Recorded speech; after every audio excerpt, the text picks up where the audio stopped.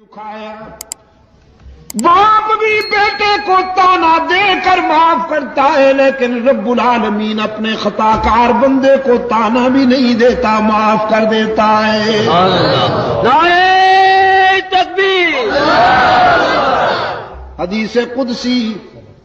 رحمت عالم صلی اللہ علیہ وسلم نے فرمایا، میرا رب کہتا ہے جب کوئی بوڑھا گناہگار شرمندہ ہو کر میرے در پہ آئے، وہ بوڑھا جس کی جوانی چونچلوں میں گزری، جس کا شباب علل تللو میں گزرا، نشہ تھا شباب کا، ترنگ تھی جوانی کی، دولت کی مستی تھی، برادری اور پارٹی کا غرور تھا، رگوں میں گرم گرم خون کی روانی تھی، دولت کی فراوانی تھی، ساری زندگی بغاوت میں گزار دی، ایک بار بھی میرے در پہ سجدہ ریز نہیں ہوا، نامہ اعمال میں ایک بھی سجدہ نہیں، ایک بھی نیکی نہیں، لیکن اب زندگی کی شام ہو گئی، آنکھوں سے بینائی چلی گئی، کان سماعت سے معروم ہونے لگے، زبان میں لکنت آ گئی، دانت گر گئے، سر کانپنے لگا، بالوں میں سفیدی اتر آئی، بیماریوں نے یلغار کر دیا، معدہ کچھ ہضم نہیں کرتا، کمر جھک گئی، پاؤں کانپنے لگے، ہاتھ لرزنے لگے، اولاد نے بھی نگاہیں پھیر لی، لوگوں نے بھی رخ پھیر لیا، اور سب سے بڑا حادثہ جیب خالی ہو گئی۔ ساری دنیا سے مایوس ہو کر یہ بوڑھا باغی، یہ بوڑھا گناہگار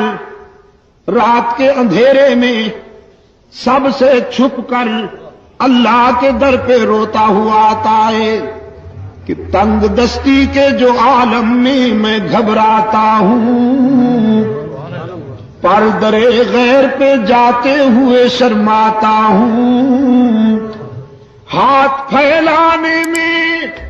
محتاج کو غیرت کیسی، شرم اتنی ہے کہ بندہ تیرا کہلاتا ہوں۔ رب العالمین نے فرمایا میرے محبوب، میرے پیغمبر بہت اچھی طرح جانتا ہوں اس بوڑھے کو، اس کے ماضی و حال کا ایک ایک نقش میرے سامنے ہے، لیکن آج میں اسے در سے اپنے در سے ٹھکراتا نہیں، مایوس نہیں جانے دیتا کہ مجھے اس کے سفید بالوں سے حیا آ جاتی ہے کہ اگر میں بھی اسے ٹھکرا دوں تو کہاں جائے گا، یہ بھول گیا میں کیوں ٹھکراؤں۔ ہاں